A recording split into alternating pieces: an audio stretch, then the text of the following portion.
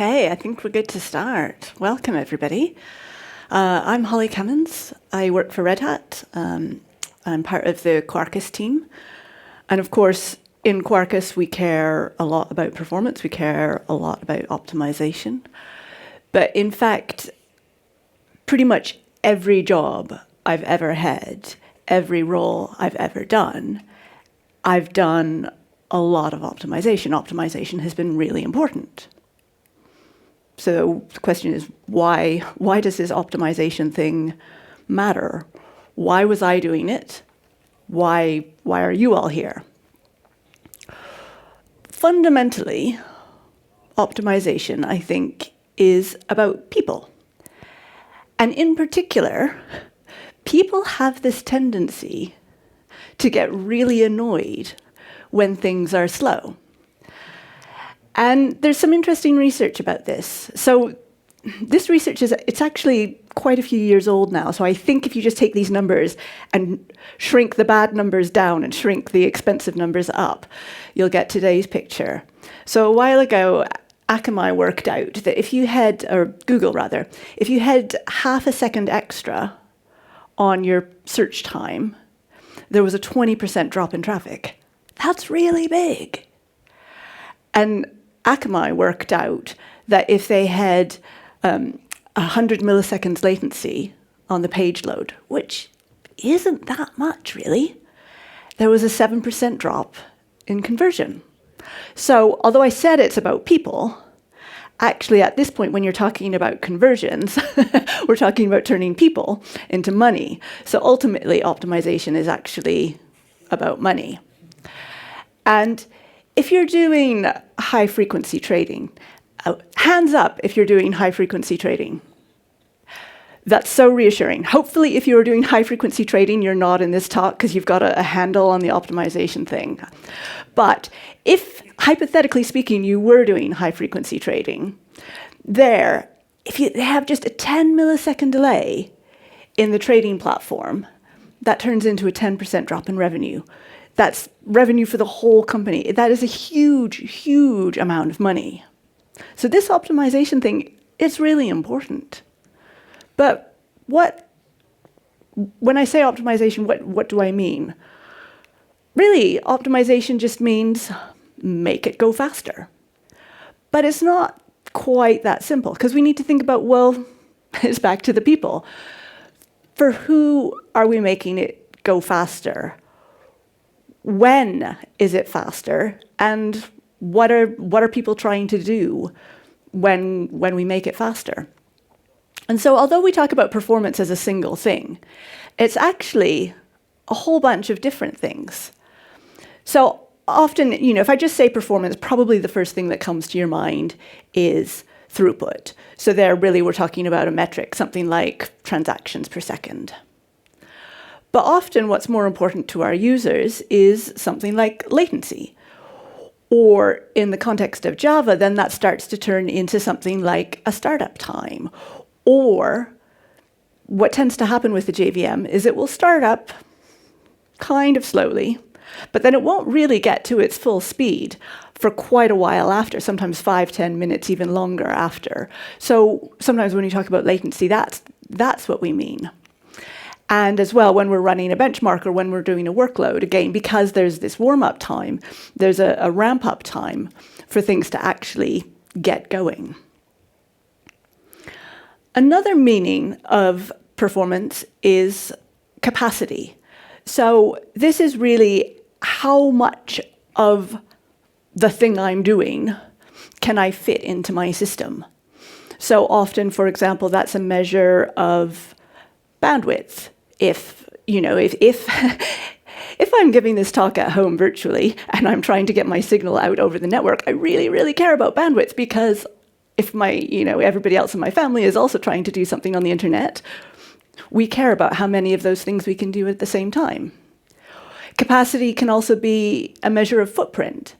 If I want to run multiple instances on a machine, how many can I do? If I want to run IntelliJ and my application and Slack on my machine, is that possible? And so then again, we start to think about, as well as memory footprint, things like CPU usage start to really matter. So sometimes we talk about capacity and we try and optimize capacity. How many of these things can I fit onto my system? Sometimes we talk about utilization. Utilization is actually almost the opposite of capacity. If I have this thing on my system, how much of my system is it using? And here, higher is better. I want to make sure that I use every single resource available to me. And so you can see this is kind of confusing already, right? Like, make up your mind. Do you want to use all of the resources or none of the resources? You have to choose. And often there's a similar trade-off between throughput and latency. So, you can optimize one, but optimizing both at the same time is pretty hard. And sometimes our intuitions about what good is and what we're optimizing for, sometimes reality doesn't really match with our intuitions. So I don't know if you've seen this quote, I love it, that never underestimate the bandwidth. And here they don't mean bandwidth like network bandwidth. Really, this is a measure of throughput in the context that they're working in, of a station wagon full of tapes hurtling down the highway. Because the throughput of that system is actually really, really high. And I always assumed this was just something someone said, but it turns out it's actually based on a true story. In the early 80s, NASA had a couple of sites in Texas, and they had a data link between those sites, and the data link went down, and so they needed to transfer the data between the two sites. And so they actually physically loaded the tapes into a white car and put it on the motorway and sent it between the two sites. And the bandwidth was actually better than what they had before with the data link. But of course, the latency was pretty terrible. Now, this is 30 years ago, but it's actually still the case today that businesses that deal in really huge volumes of data, so Google, for example, Netflix, for example, a lot of their data they still don't ship electronically. They actually still put their data onto physical media and put it on a plane to go around the world because the throughput, the bandwidth, is higher that way, and they don't really care about latency. But of course, it's not enough just to figure out, do I care about throughput? Do I care about latency? What are my requirements? Because requirements change. And sometimes they change without us knowing. I heard a story from a colleague who had to debug this problem. And it was a bank in South Africa, and they had an application that was running on the mainframe. And the idea was, at the end of each shift, a teller would push a button, and it would do a transaction to get a balance or something like that, or do some sums on this mainframe. And so the volume of transactions was pretty low. And then people started having mobile apps. And one of the developers in the mobile app team found this API and thought, this API is exactly what I need. And so instead of having a few staff a couple of times a day hitting this API, instead they had all of their customer base on their mobile phones hitting it. And of course, you know how it works with a mobile phone, right? You're there going, do-do-do-do-do-do-do. You don't use a mobile phone once a day, you use it all of the time. And so all of a sudden, this poor API was getting all of this traffic, and it did not cope. And there's a saying now that slow is the new down. But of course, down is the old down. Down is the worst down. And so if you get your performance badly enough wrong, you will get an outage and you will not be popular. So our requirements change, but of course, even if we don't have a developer who discovers our API and starts using it, the world around us changes. So you may have heard of this thing called the cloud, this new thing, and that's changed what we optimized for a lot, because now in the cloud, footprint is money. And so we used to be pretty casual about footprint. We'd have a server and we didn't really care. Now we want to get our instances as small as possible. And so all of a sudden, we're optimizing for different things. I used to, many, many years ago, I was a performance engineer working on, well, at the time it was J9, now it's OpenJ9. And we were really proud of the performance. But the rest of the world didn't pay too much attention. And a couple of years ago, I started to see all of these tweets of people saying, hey, I switched to OpenJ9 and the performance is so amazing. This is really cool. What had changed? The change was people were running their workloads on the cloud, and so the requirements had changed. Because the thing with OpenJ9 and its performance characteristics, it's not better or worse. It's just than Hotspot. It's just different. So with OpenJ9, your startup time is about half of what it would be with Hotspot. Your footprint is about half. So you think, yes, that's amazing. I'm going to start using this. But it depends what you care about, because you can see it ramps up faster, but then its peak throughput is lower than with Hotspot. So again, maybe what you want may not be what you want. And we see a similar trade-off with Quarkus and GraalVM, but even more extreme. So there, you're trading off your throughput and your flexibility in terms of just using any library you want and using loads of reflection, and you're trading that off against startup speed and footprint. But in exchange, you get these ridiculous startup speeds, tens of milliseconds, and you get these ridiculously tiny footprints. And as I mentioned, I work on Quarkus now. But before I joined the Quarkus team, one of the Quarkus engineers told me a story. And I feel a little bit bad telling this story because I think the person who it's about is a colleague of mine now, and it's not a very flattering story. But what happened was that they were at a conference and they had a booth and they were demonstrating Quarkus. And so everybody who would come by the booth, they would say, hey, let me show you Quarkus. Look, let me start up Quarkus. And then someone else would come by and they'd go, hey, let me show you Quarkus. Let me start up Quarkus. And this person was not especially technical. I think they were maybe a project manager. And at the end of the day, they looked at their machine and they realized that every time someone had come by, they'd started Quarkus and they had never actually remembered to stop the application. So at the end of the day, they had 120 instances of Quarkus running on their machine. But the cool thing is that they didn't notice. It didn't actually matter at all. The machine was just like, this is fine. So that's Quarkus with GraalVM. The native images, they get such a lot of excitement for good reasons, because they're incredible what they can do. Quarkus can also run just as a JVM application. And I want to mention this because it's kind of interesting. So with Quarkus on JVM, you get a better startup time than other frameworks. You get a smaller footprint than other frameworks. And so then you think, okay, I see where this is going. It's all about trade-offs. I'm going to have a worse throughput, right? Well, no, actually, you get a better throughput than with other frameworks.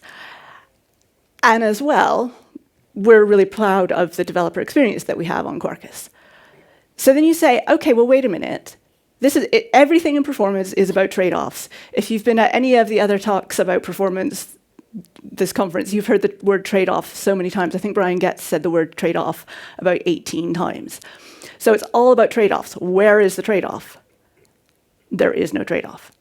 And then you're going, no. There is always a trade-off. What's the trade-off? It's not magic. Well, there is no trade-off. Okay, there is a trade-off. There's actually a couple of trade-offs.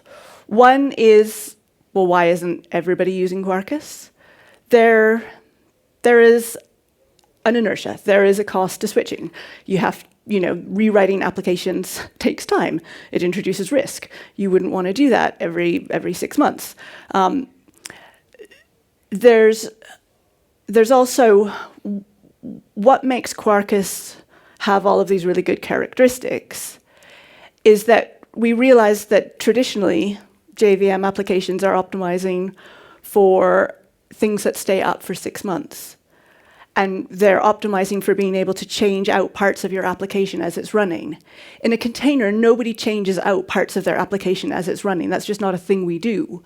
So by de-optimizing for that and optimizing for what we actually care about, you get this sort of magic situation where there seems to be no trade-offs. I mentioned this, this isn't a Quarkus talk, and I mentioned this because I think it's really interesting just to sort of, because Quarkus are the examples I know, but I think it's sort of interesting to look at what are the situations where there's trade-offs, and then what are the situations where actually there is no trade-off. It's just a question of eliminating waste, and then we're better off. And if you can find those things where you eliminate waste and you don't have to take the trade-off, that is winning. And we say waste, but I think waste is still a trade-off, right? It's just that one half of the trade-off. We don't care if we don't get it. That's fine. So again, thinking about choosing between an application where you've got GraalVM at the base or an application where you've got OpenJDK at the base, which is better, by which we really mean which is faster. Well, if you're running anything sort of ephemeral or serverless, then go GraalVM. If you have a long-running application, go with OpenJDK. Now, I think these two probably are converging. So this is going to be less of a choice in the coming years, which I think is a really good thing because it makes decisions kind of easier. And here I've got Quarkus in the diagram. It's the same, no matter what framework you're running, that's basically the choice. But there's one final challenge with requirements. So first of all, we need to figure out the requirements, and then we need to keep up with the world changing, and then we need to keep up with our colleagues doing weird things. But even after all that, sometimes the requirements just aren't what we think they are. So one requirement that we should probably have on our plate is the behavior at idle. So how many of you optimize your applications for behavior at idle? No hands. That's pretty much what I would expect. Because when you optimize for the behavior at idle, what you're really optimizing for, that's a sort of a nice way of saying optimize for the behavior when it's being unused. And optimizing for being unused is actually a nice way of saying optimize for being totally useless, which is so depressing, right? None of us go into work in the morning and go, type it. I'm going to work really hard on this application so that it can be useless, right? We want to make a difference. We want our stuff to be used. But the sad fact is, even though we all hope that we make these applications and send them out in the world to be used, a lot of what's running in data centers is not used. So about 30% of the workloads in data centers are what's called zombies. They are not used at all. And there's another third or so that are running at less than 5% utilization. So although we optimize for these high throughput cases, unless we're doing something that's really super successful, in most cases, what we should actually be thinking about is this sort of sad, depressing failure, abandonware case, which is so depressing. So I really hate to say that, except that it's true. But we're gonna move on from the depressing stuff and try and be more practical about, okay, optimization is important. Even optimization for not being used is important. How do I do it? Basically, it's really easy. To optimize, you find the bottleneck, you fix the bottleneck, job done, thank you very much, enjoy the rest of the conference. Unfortunately, there are one or two little things that can go wrong, which is why I'm here, and which is why you're here. So the first pitfall that we see is intuition. I love ideas. Ideas are the best thing. This is not the place for ideas. When doing performance optimization, check your ideas at the door. Because it happens so often that there's an application and it's not behaving as it should. And we say, that piece of code that Bob wrote, that piece of code, that's the code. And so we rewrite it. Turns turns out it wasn't actually the problem. So we have to be guided by data. So you have to measure, don't guess. And when you measure, there's all sorts of pitfalls with measuring. But the first thing that people do wrong with measuring, myself included, is measuring the wrong thing. So when you do these measurements, you have to measure the right thing. And in this context, the right thing is what your users care about. So figure out what makes them angry and annoyed and measure that. Because otherwise, you fall into the second pitfall, which is numbers.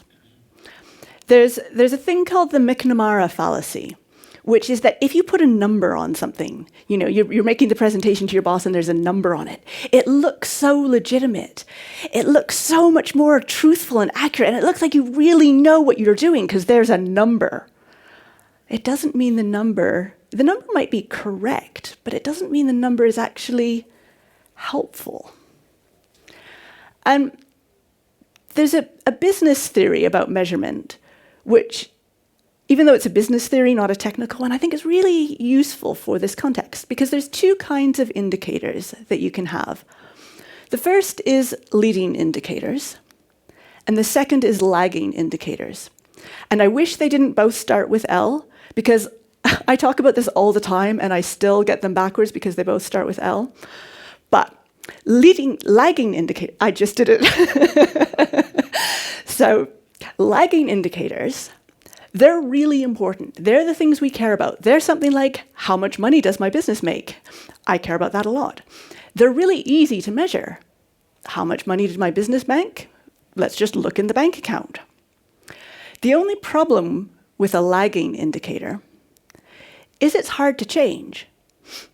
How can my business make more money? Well, you can't just go to the money knob and turn the money knob up to make more money. And so this is where leading indicators come in.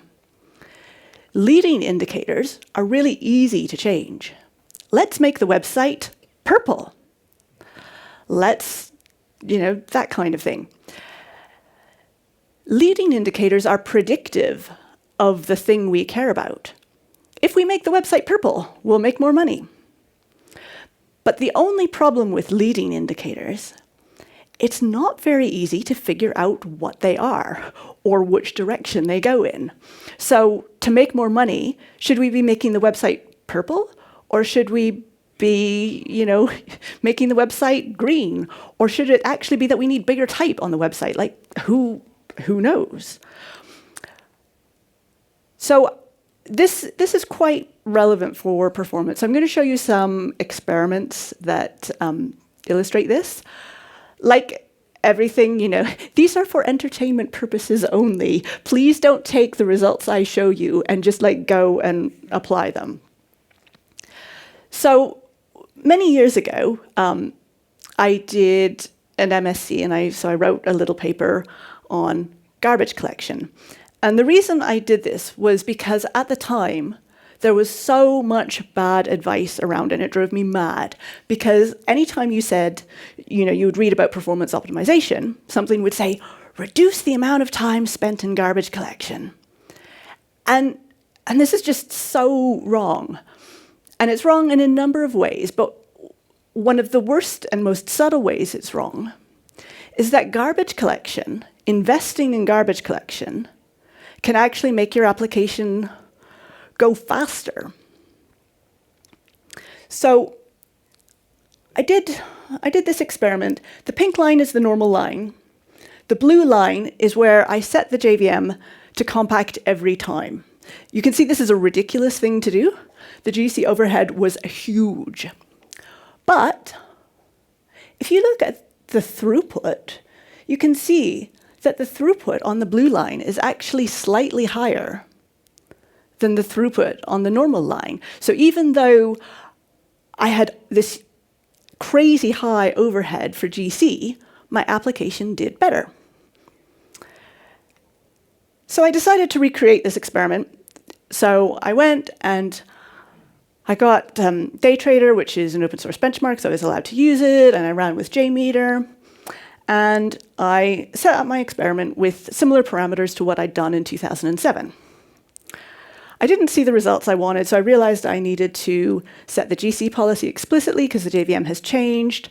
So I didn't see the results I wanted, so I realized I needed to constrain the heap because machines are bigger, so I constrained the heap. I didn't see the results I wanted, so I tried a different setting for the heap, and I didn't see the results I wanted. So this, by the way, this is the bad science part, which is it is totally cheating if you do an experiment and you just like poke at it until you get the result that you want. That's not how experiments are supposed to work. But there is another smell here, which is if you're measuring things that are supposed to be different and they're suspiciously the same, that's a smell. You're probably not measuring the thing that you think you're measuring. So yes, cheating all around. But I did eventually find an experiment set up that showed me what I wanted. So it was actually just with those parameters. And I was able to, I was plotting my GC, looking at my GC overhead. And in the first setup, GC time 21 seconds, 4% of time in GC pause. With my second setup, I halved the GC time, win.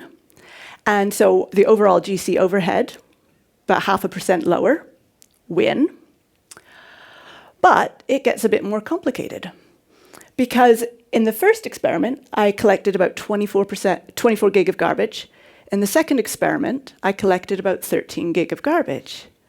So had I found a magic flag that made the application generate less garbage, and that's why the GC was so much better?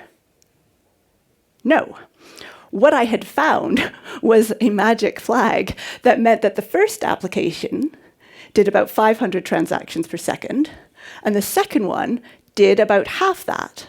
So if you do less work, your garbage collection overhead is lower. This may not be the right thing, right? Like I was like, yes, I've lowered the garbage collection overhead. Oh, no, that wasn't quite right. So again, it's worth thinking about, we can get so focused on, I want to lower garbage collection overhead, we forget about the leading indicators and the lagging indicators. So here, time in GC, that's a leading indicator. We think if I reduce time in GC, I'm going to make my application perform better. The thing we really care about is the transactions per second. So that's the lagging indicator. But then, of course, it gets more complicated because time in GC is a leading indicator. It's predictive of application performance. But we don't know what direction the correlation goes, right? Do I lower time in GC to make it go better, or do I increase time in GC to make it go better? So it's not very useful as a leading indicator because we don't even know what it means. And we probably should think a little bit about whether transactions per second is the right lagging indicator as well. If this is an application that's latency sensitive, do I really care about transactions per second, or am I still measuring the wrong thing? So I didn't say what I changed to make the application go faster. It turns out that the change was that when you do performance experiments, there's a bunch of rules to not mess it up. And one of them is that you should run your load driver on a different machine than your load, because otherwise the load driver is taking CPU from your application. So I had JMeter on a different machine. But when I moved it onto the same machine, things went way faster. Because it turns out on a modern laptop, CPU is not the bottleneck for any of these things. The bottleneck is the network. So I was not measuring anything to do with my application. I was measuring my network, which was not what I wanted to be measuring. So you can spend so much time, trying to optimize something, and actually the real bottleneck is somewhere else. So you've got to be finding the bottleneck. So the moral of the story is, well, there's many morals of the story, but one of them is that performance advice that was really good in 2007 may not be really good now, shockingly. So who was in Brian Gutz's keynote yesterday? Yeah, Yeah, it was really interesting. So this is Brian yesterday, except it doesn't really look like Brian yesterday, but we can fix that. So this is Brian yesterday. And one of the things he was talking about, which I was really interested in, was ZGC. So ZGC, concurrent collector, it gives you ridiculously small pause times. So I loved that he had to like zoom in to even be able to see the pause times because they were so small. But of course, you know what's coming, right? There is a trade-off. There's a reason we don't always run with concurrent collectors.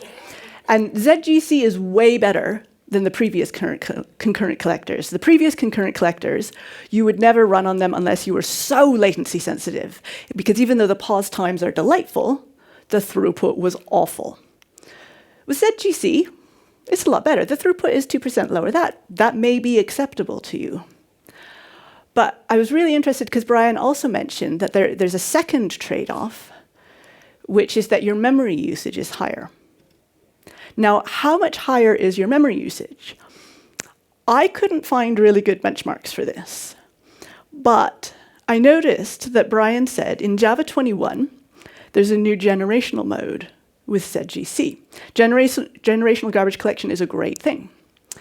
And so with the generational ZGC, the memory usage is reduced by 75%.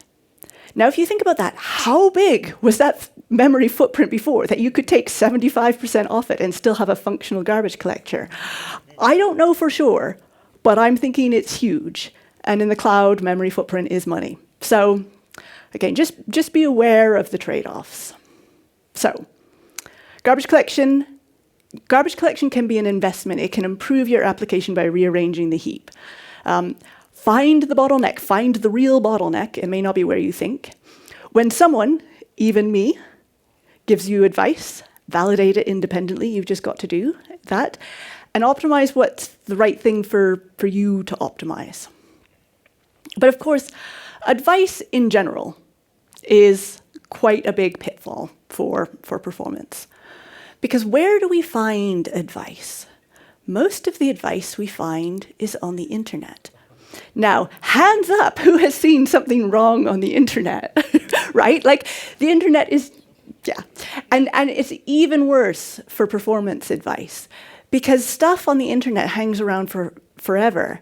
And performance advice, we want these heuristics that we can just use, but they get wrong. So you can still find on the internet stuff that says when you're doing Java, make one big app method because method dispatching is slow.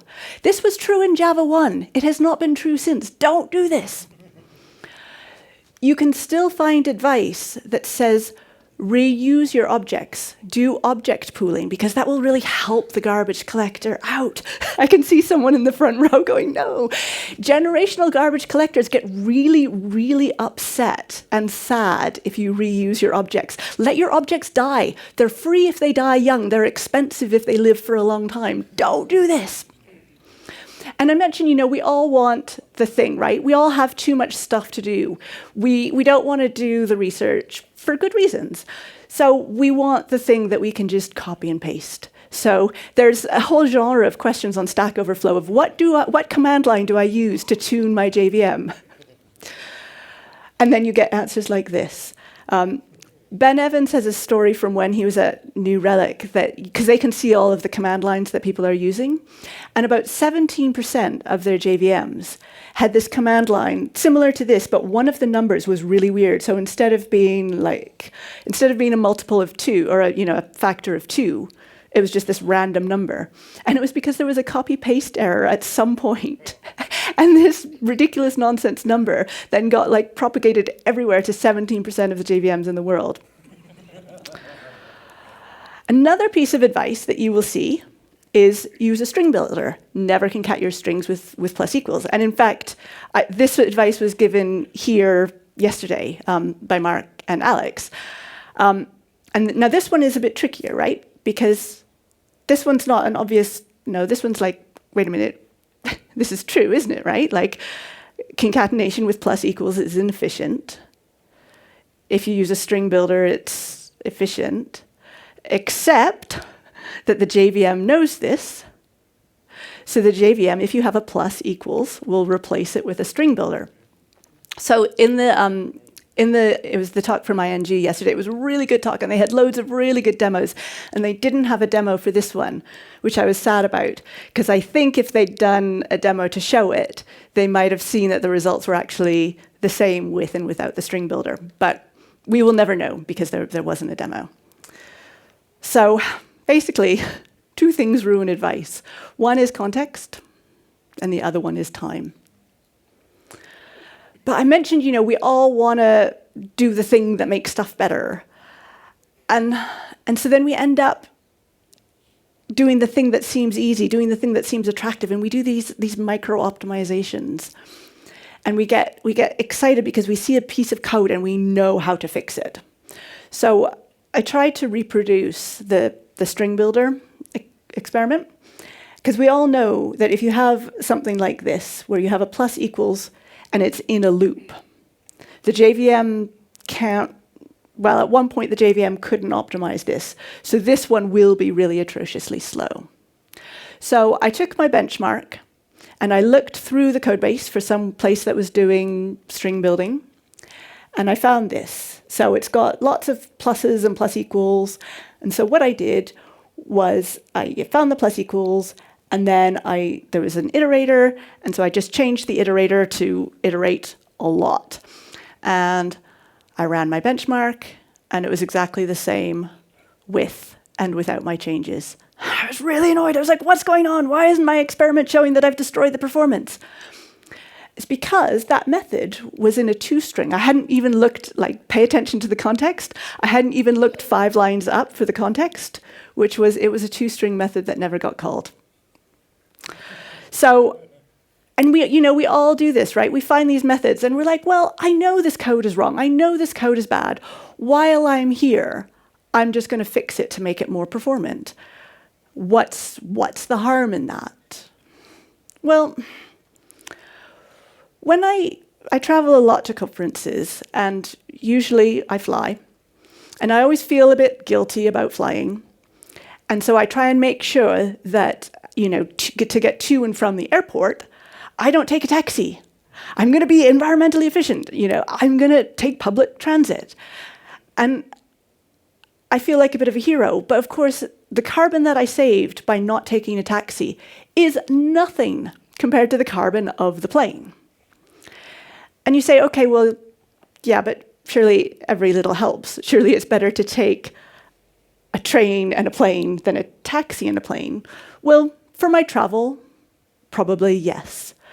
But in your code base, maybe not so much. Because every optimization that you do, every optimization that you take the time to do, is an optimization that you're not doing somewhere else, where it might matter a lot more, where it might make more of a difference. So you do need to, our to-do lists are infinite. You need to choose your battles wisely, choose your battles where they make a difference. And the thing is, I mentioned that the string builder advice is a bit complicated now, because a lot of these optimizations, our platforms will do for us. So when you have something like that, it's a bit of a problem. If you have something like that with the plus equals, and it's just without a loop around it, the JVM will look at it and go, you know what, string builder would be more efficient. Let me sort that out for you. I'm going to use a string builder under the covers. And this is because we have a limited amount of time to optimize. The JVM writers, they have all the time in the world to optimize Java. That is their only job, pretty much, except for a few other things, to optimize Java. So let them do it. And clean, typical, normal code that looks like all the other code the JVM has to optimize, that's going to optimize much more easily. The JIT is going to look at your code and go, ha, this looks like every other piece of code I've ever seen. I know what to do here. If you write some really weird individual code, the JVM is going to go, I don't know, I've never seen this before. I'll just leave it as it is. So be normal, and your JVM will work better, and you don't need to do these micro-optimizations. There is a but. A colleague told me this story after he saw this talk, which was in Java, this gets a little bit complicated, sorry. In Java 8, when the JVM saw a plus equal, it would replace it with a string builder. They're always improving the performance of the JVM. So in Java 11, it did something better, and it used this like invoke dynamic bytecode when it saw a plus equals. And so in Quarkus, we had a lot of plus equals because we knew the JVM would do the right thing in the Quarkus codebase. It turns out in GraalVM at one point, there was a performance defect, which meant invoke dynamic behaved really, really badly. And so in Quarkus 2, we changed from working on Java 8 to working on Java 11. And then when we compiled to native, so when we brought GraalVM in, our performance went really, really bad. We were like, how did this happen? And it was because the combination of that optimization in Java 11 and the regression in GraalVM meant that our code was horrible. So we had to manually patch it, and we had to manually go through and change a whole bunch of plus equals to string builders to bypass the JVM helping us so that we could work around the defect. So the world can change, the context can change. Heuristics are good. You need to measure. And there's these improvements that come in, they can be so exciting. And we can get, when we see a performance optimization that's come in a new version of the JVM, of course we want to take advantage of it. And so, of course, now, with Loom, all of us are really excited by it. So I know there's a Loom talk going on right now, and there's been a couple of other Loom talks. So I suspect if you're here, you're not very interested in Loom. But I will talk about it a little bit. And if you saw Mario's talk yesterday, some of this will be familiar. So Mario's just looking at this going, wait a minute, I know this. Loom has a wonderful use case, which is that Loom is very good at waiting. Loom is not so good if your application doesn't do much waiting and if it does a lot of CPU work. And in Quarkus, we've been working on Loom support for about 2 years. Now we have this run on virtual thread annotation. But most of the work that we've had to do for Loom hasn't been on the Quarkus codebase itself. It's been on all the libraries that we integrate with. So we've been kind of going through, finding places where the libraries don't behave well with Loom and submitting patches to them. Because the problem with Loom is that anytime a library does a lot of CPU work, or anytime a library does something like a native call, that can do what's called pinning the thread. So basically, your thread that's supposed to be a virtual thread suddenly becomes a real thread, and it can't be kicked off, which means none of the other virtual threads can do work, which means that your application is suddenly performing way worse than it was before you introduced virtual threads, which is kind of sad because this was supposed to fix everything. So Loom is amazing, but do be cautious with Loom. And before you sort of just Loomize all of the things, make sure that threads and I/O and that kind of thing were actually your bottleneck. If they're not your bottleneck, switching to Loom's not going to help. And I just use the same slide all the time. Measure, don't guess. Be guided by the data. With Loom in particular, there are some measurements that you can do which are useful. You can pass through a command line parameter so that every time a thread gets pinned, it will do a dump. That may not be the easiest thing to do. So in Quarkus, if you're using Quarkus, we've just got a new test support that you can have on your unit test a should not pin, and then the unit test will fail if it detects that somewhere in there pinning happened. So that can be quite useful. If you would like to know more about Loom, my colleague Clément has written a whole bunch of blogs as well. So they are worth reading. Particularly the first one, even if you're not using Quarkus, is a good read. Okay, so still kind of depressing. Still kind of actually, I just want to optimize. What should I do? Let me give you a quick tour of some tools. And really now what we're seeing is that there's a nice intersection between performance, and observability, because you can't optimize it if you can't observe it. So the golden age of observability tools that we have is also a golden age of performance tools. So the first thing that you're going to want is a method profiler. Visual VM is a good one. Mission Control is a good one. If you're using IntelliJ, and we know from yesterday's poll, pretty much all of you are using IntelliJ, the IntelliJ profile is a good thing.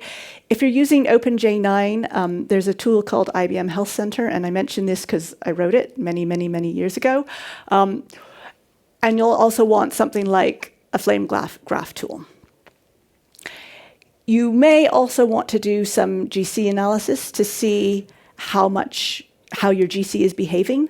But again, don't get tricked by the GC analysis to just try to lower the GC overhead without looking at the bigger picture. For GC analysis, again, some of that is built into things like Mission Control. You can also use a tool called GCMV, which I mentioned because I also wrote that one like 15 years ago, and I Googled it recently, and it's still like a thing, and people are still using it, which is kind of cool. If you have a GC problem, you'll want to figure out what's causing it by looking in the heap. If you have a footprint problem, you'll also want to look in the heap. So there you want Eclipse MAT. That's kind of the standard tool for that. Or if you want a one-stop shop, there are commercial tools which will give you that sort of integrated picture. So these are APM, Application Performance Management tools.